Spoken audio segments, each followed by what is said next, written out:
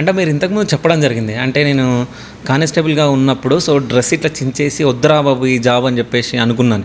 So అంటే ఆ situation ఎందుకు వచ్చింది, సో ఆ టైంలో మీరు అట్లా ఎందుకు అనుకున్నారు?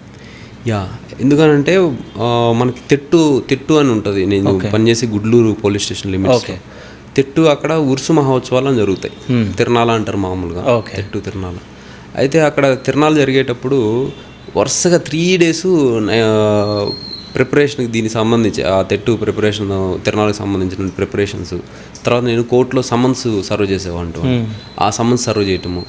తర్వాత వరుసగా 3 రోజులు నిద్ర లేదు, 2 రోజులు నిద్ర లేదు.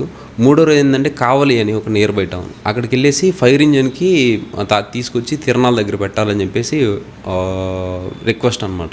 ఓకే. సో నేను దాన్ని మా ఎస్ఐ గారు ఇస్తే నేను దాన్ని తీసుకెళ్ళి స్టేషన్లో అక్కడున్న స్టేషన్ ఫైర్ ఆఫీసర్కి ఇచ్చి ఇట్లా అని చెప్పి తీసుకొని వచ్చాను.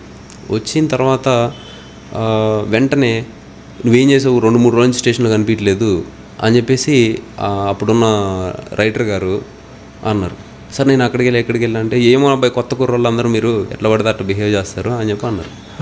అరే ఎంత పని చేసినా ఇప్పుడు ఎవరికి గుర్తుండదు, ఎందుకంటే స్టేషన్లో ఒకరి డ్యూటీ ఒకరికి తెలియదు మోస్ట్లీ.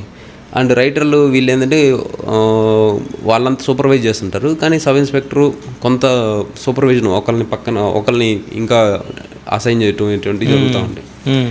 సో అప్పుడు నాకు అనిపించింది, అరే నాకు సామర్థ్యం ఉంది, నేను పోయి చదువుకుంటే ఇదవుతాను, ఇక్కడ రికగ్నిషన్ లేదు, ఏం లేదు, వర్క్ ప్రెషరు ఇవన్నీ చూసి నేను వెళ్ళిపోవాలన్నట్టు అంత ప్రెషర్ అప్పుడు అనిపించింది నాకు.